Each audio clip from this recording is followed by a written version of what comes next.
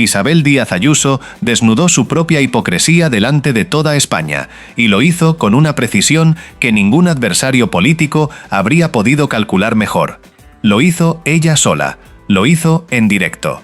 Y lo hizo justo en el momento en que llevaba 3 semanas negándose a responder una sola pregunta sobre el ático de 6,3 millones de euros que su gobierno compró con dinero de todos los madrileños.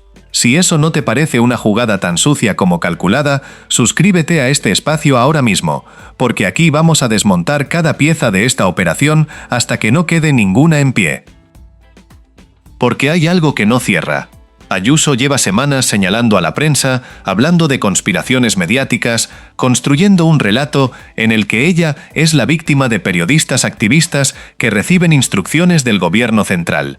Lo hace con una fluidez que impresiona, con una seguridad que desconcierta. Pero cuando alguien le pregunta quién ordenó comprar ese ático, quién iba a vivir allí, por qué se gastaron más de 6 millones de euros de dinero público en una operación que nadie en su gobierno ha sido capaz de explicar con coherencia de principio a fin, entonces ocurre algo que debería escandalizarnos a todos: el silencio absoluto. La presidenta, que tiene una respuesta afilada para cada ataque, que nunca esquiva una cámara cuando puede usarla a su favor, no tiene ninguna respuesta para las preguntas que de verdad importan. Y eso no es un accidente.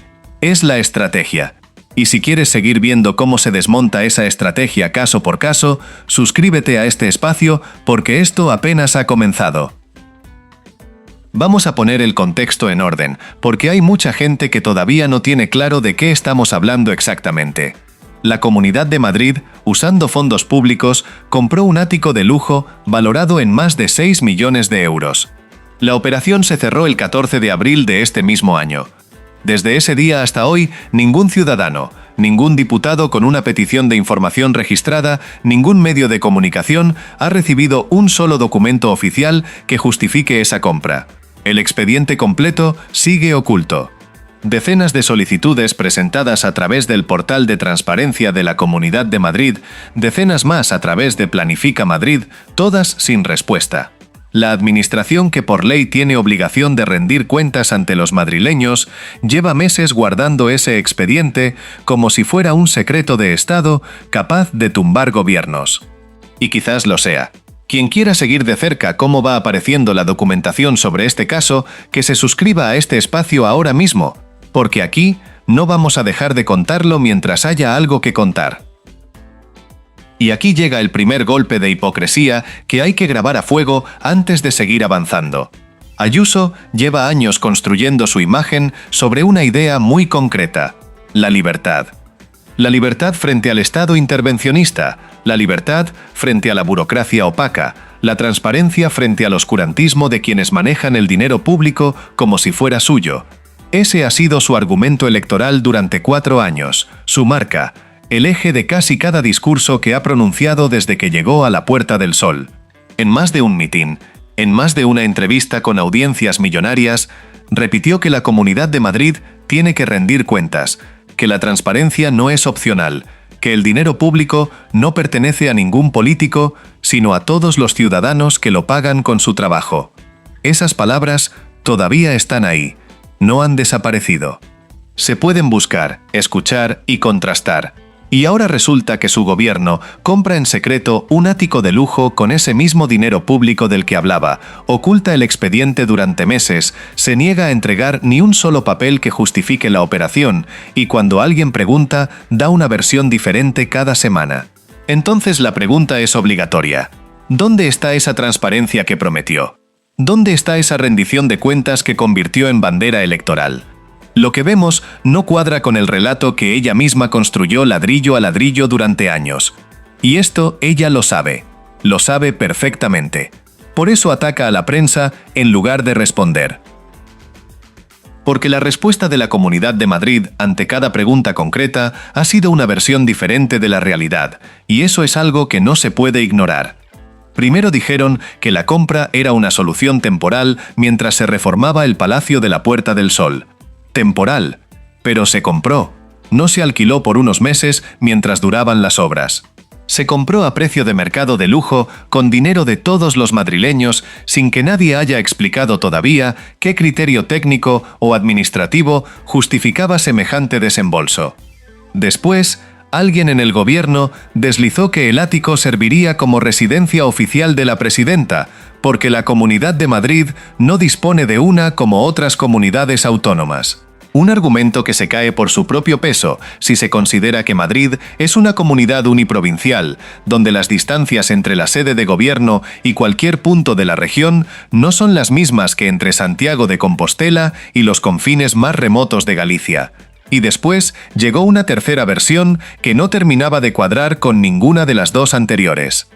3 explicaciones distintas para una misma compra. 3 versiones que no coinciden entre sí. Cuando un gobierno da 3 versiones distintas de un mismo hecho, amigas y amigos, lo más probable es que la verdad no esté en ninguna de ellas. Ese es el patrón. Y es devastador ver cómo se repite sin que nadie en ese gobierno parezca avergonzarse lo más mínimo. Suscríbete a este espacio si esto te parece tan grave como nos parece a nosotros, porque aquí es donde vienen los casos que otros prefieren enterrar antes de que lleguen demasiado lejos y antes de que la gente empiece a hacer las preguntas que incomodan de verdad. Mientras todo eso ocurría, Ayuso apareció ante la prensa en Ceuta con una declaración que resume con una claridad brutal cómo piensa manejar este escándalo. Dijo que el 90% del trabajo de los periodistas progresistas está dedicado a ella en exclusividad, que se ha convertido en su comodín, en su saco de boxeo personal, que esos periodistas no son periodistas sino activistas que reciben instrucciones directas del gobierno central para atacarla a ella. Lo dijo con esa calma peculiar que tiene cuando siente que controla la narrativa, con esa seguridad de quien cree que el movimiento que acaba de hacer es el correcto. Pero debajo de esa calma había algo más que simple confianza. Había una operación calculada para mover el foco de atención. Porque si el debate público se convierte en si la prensa es o no es justa con Ayuso, entonces ese mismo debate no puede ser al mismo tiempo por qué no existe ningún documento público que justifique 6,3 millones de euros de dinero madrileño gastados en un ático que nadie sabe todavía para qué sirve exactamente. Es un juego de trileros con la atención ciudadana. Y la triste realidad es que funciona con demasiada frecuencia. Hay que reconocerlo sin complacencia. Funciona porque parte de la audiencia abandona la pregunta concreta y entra en el debate abstracto sobre libertad de prensa, sobre si los medios son o no son parciales, sobre si el periodismo en España ha perdido su independencia. Todos esos debates son legítimos. Todos merecen espacio. Pero ninguno de ellos responde a la pregunta de quién ordenó comprar ese ático, con qué criterio se eligió esa propiedad concreta, quién iba a vivir allí y por qué el expediente lleva meses blindado frente a cualquier solicitud de transparencia. La cortina de humo es tan densa que hay que hacer un esfuerzo consciente para no perderse dentro de ella. Y hay un detalle que lo rompe todo. Su propio jefe de gabinete, en un momento registrado y confirmado por la periodista a quien se lo dijo, envió un mensaje a una compañera del diario que publicaba informaciones sobre este caso. El mensaje decía, en términos que no dejaban lugar a la interpretación, que iban a triturar a ese medio, que tendrían que cerrar. Eso dijo, el hombre más cercano a la presidenta que defiende la libertad de prensa, el que habla en su nombre cuando ella decide guardar silencio, el que ejecuta sus instrucciones. Esa es la libertad de prensa que practica el gobierno de Ayuso cuando las cámaras no están mirando y cuando cree que nadie va a reproducir lo que se dice. Y aquí es donde el segundo golpe de hipocresía adquiere toda su dimensión, porque no es un hecho aislado, sino parte de un comportamiento sistemático. Ayuso ha construido su discurso público sobre la idea de que ella representa exactamente lo contrario del poder que intimida, del poder que llama a periodistas para presionarlos, del poder que usa los recursos del Estado para silenciar voces incómodas. Eso lo ha dicho, en público, con nombre y apellidos de los que, según ella, hacen exactamente eso desde el gobierno central. Pues bien, Cuando su jefe de gabinete manda ese mensaje amenazante a una periodista, cuando su gobierno lleva meses bloqueando el acceso a un expediente que por ley debería ser público, cuando la única respuesta oficial a cada pregunta incómoda es un ataque al medio que la formula, ¿de qué lado está el poder que intimida? Aquí lo vemos claro. El contraste entre lo que predica y lo que practica no es una coincidencia desafortunada. Es un patrón. Y antes de que llegue lo más grave de todo esto, suscríbete a este espacio porque el expediente que llevan meses ocultando va a tener que aparecer antes o después, y aquí vamos a estar cuando eso ocurra.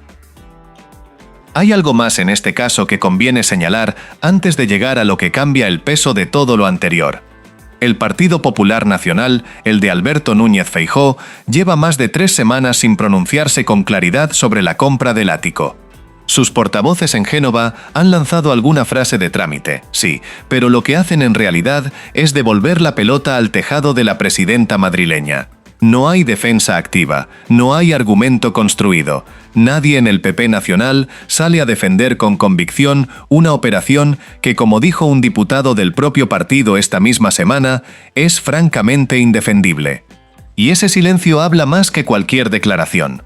Cuando tu propio partido te abandona al mutismo frente a un escándalo de esta magnitud, la pregunta que queda flotando en el aire es ¿cuánto saben ellos que el resto todavía no sabe? En Génova ya tomaron una decisión. Ayuso se cuece en su propio caldo. La coalición de lealtades que sostuvo su ascenso acelerado dentro del partido empieza a mostrar grietas que hace un año nadie habría predicho con esta claridad. El PP de Madrid vive ahora mismo una situación que nadie en la cúpula nacional quería gestionar en este momento. Hay diputados y cuadros del partido que llevan años acumulando agravios con Ayuso. La presidenta ha quemado puentes con una eficiencia sistemática durante su ascenso al poder. Se cargó a un secretario general que señaló hechos ciertos sobre su entorno más cercano, ha contraprogramado a la dirección nacional cuando le ha convenido hacerlo. Ha marcado una deriva ideológica hacia la derecha más extrema que dejó incómodos a quienes dentro del partido pretendían mantener una imagen de formación liberal y moderada. Y ahora, cuando el escándalo explota con toda su fuerza, esa gente que recibió hostias políticas durante el ascenso imparable de Ayuso observa la tormenta con una neutralidad que no es neutralidad, sino algo mucho más parecido al cálculo frío. En el PP de Madrid hay ganas de pasar cuentas. El momento puede estar llegando. Y como bien lo sabes, en política los aliados de ayer son los primeros en apartarse cuando el escándalo empieza a oler demasiado. Eso también forma parte de este caso. Y eso también importa. Porque además hay algo que no se puede ignorar y que Ayuso todavía no ha respondido. Ella misma dijo en un momento dado que no iba a vivir en ese ático. Muy bien. Aceptemos eso. Entonces, la pregunta es inevitable. ¿Quién iba a vivir allí? Si la compra se hizo con su conocimiento y ella no iba a ser la residente, entonces alguien en su gobierno tomó la decisión de gastar 6,3 millones de euros de dinero público para alojar a alguien cuyo nombre la presidenta no quiere pronunciar en ningún micrófono. Y si la compra se hizo sin su conocimiento, entonces Ayuso tendría que haber destituido ya al responsable de cometer semejante atropello que la ha metido en el peor problema político de toda su carrera. Nada de eso ha ocurrido. Nadie ha sido destituido. Nadie ha asumido responsabilidad alguna. La cuenta sigue corriendo con dinero público y el responsable sigue sin nombre ni consecuencia. Eso no es una anomalía burocrática. Eso es una elección. Y es una elección que tiene un coste que alguien va a tener que pagar. Ahora viene la revelación que cambia el peso de todo lo anterior y que convierte este escándalo en algo cualitativamente distinto de una pelea política ordinaria entre partidos. Mientras Ayuso hablaba de periodistas, activistas y conspiraciones mediáticas en ruedas de prensa, mientras el gobierno de la comunidad daba cada semana una explicación diferente sobre el ático, la investigación judicial que rodea esta compra avanzaba en silencio y con una dirección muy concreta. Y hay un detalle que lo convierte todo en algo mucho más serio de lo que la superficie muestra. Si una jueza pide formalmente la documentación que existe en Planifica Madrid y en el gobierno madrileño sobre esta operación, todo el expediente que llevan meses ocultando ante ciudadanos, diputados y medios queda expuesto de golpe. No como filtración, no como información de fuentes anónimas, como prueba judicial sometida a las reglas del proceso. Lo que intentaron esconder durante meses tendría que entregarse por imperativo legal. Y en ese expediente están los nombres, está la orden de compra, está quién tomó la decisión de gastar 6 millones de euros de dinero de los madrileños en ese ático. Está, en definitiva, todo lo que Ayuso lleva semanas negándose a explicar ante cualquier micrófono. Suscríbete a este espacio ahora mismo porque cuando ese expediente aparezca, aquí vamos a ser los primeros en contarlo con todos los detalles, sin filtros y sin eufemismos. Las reacciones que siguieron a la explosión pública de este caso dibujan un mapa político que revela más fracturas de las que la superficie muestra en este momento. El ministro de Transportes, Óscar Puente, lo calificó directamente como una forma de proceder más propia de repúblicas donde la institucionalidad es un decorado que de una democracia consolidada del siglo XXI. Lo dijo con esas palabras, sin rodeos, sin la atenuación diplomática habitual. Y en la Puerta del Sol lo escucharon y respondieron con lo único que pueden responder en este momento, que el ministro se excede en sus funciones, que se ha convertido en el perro de presa del gobierno central, que ellos no tienen nada que esconder porque ya entregaron toda la información necesaria. Pero ahí está la trampa que se cierra sola. Si ya entregaron toda la información necesaria, ¿por qué ninguno de los diputados que registraron peticiones de documentación ha recibido un solo papel? ¿Qué significa exactamente entregar información cuando los expedientes siguen blindados frente a cualquier solicitud? Las palabras y los hechos de este gobierno llevan semanas apuntando en direcciones opuestas. Y eso, mis amigos, tiene un nombre que todos reconocemos, aunque a veces nos cueste pronunciarlo. Hay una pregunta que este caso deja instalada en el fondo de todo, y que va más allá de la pelea política del día a día. Ayuso construyó su carrera entera sobre la promesa de representar exactamente lo contrario de lo que ahora estamos viendo. La presidenta de la transparencia esconde expedientes. La presidenta que defendía la libertad de prensa tiene un jefe de gabinete que amenaza a periodistas. La presidenta que habló de eficiencia en el gasto público compró un ático de 6 millones sin que nadie en su gobierno haya podido explicar todavía con coherencia para qué sirve. La pregunta que todo esto plantea no es si Ayuso es culpable de algo concreto, porque esa es una pregunta para los jueces y para los procesos que correspondan. La pregunta real es esta: ¿cuánta hipocresía está dispuesto a tolerar el votante de alguien que construyó toda su credibilidad política sobre la idea de que ella representa exactamente lo contrario de lo que ahora estamos documentando semana a semana? Porque el contraste ya no es opinable, es visible. Está registrado. Está en sus propias palabras grabadas y en los hechos que las contradicen punto por punto. Y mientras esa hipocresía siga siendo la moneda con la que se paga el poder en esta comunidad, aquí vamos a seguir señalándola sin descanso. Suscríbete a este espacio si no quieres perderte el próximo caso en el que alguien se quede sin máscara, porque hay más y van a llegar. 3 semanas, 3 versiones distintas, ningún papel entregado. Y el dinero de los madrileños ya gastado sin que nadie haya dado todavía una explicación que aguante más de 24 horas antes de deshacerse sola. Este no es un error de gestión, no es una mala comunicación institucional. Es el retrato exacto de un gobierno que prometió transparencia y practica el secreto, que prometió rendición de cuentas y lleva meses bloqueando cada solicitud de información, que prometió defender la libertad de prensa y amenaza a quienes la ejercen cuando los resultados no le convienen. Cuando el relato y la realidad se separan con esta nitidez, cuando el abismo entre lo que se dice en los mítines y lo que se hace en los despachos es tan ancho que ya no cabe ninguna justificación, solo queda llamarlo por su nombre. La máscara ya no encaja igual que antes, y ahora todo el mundo lo ve.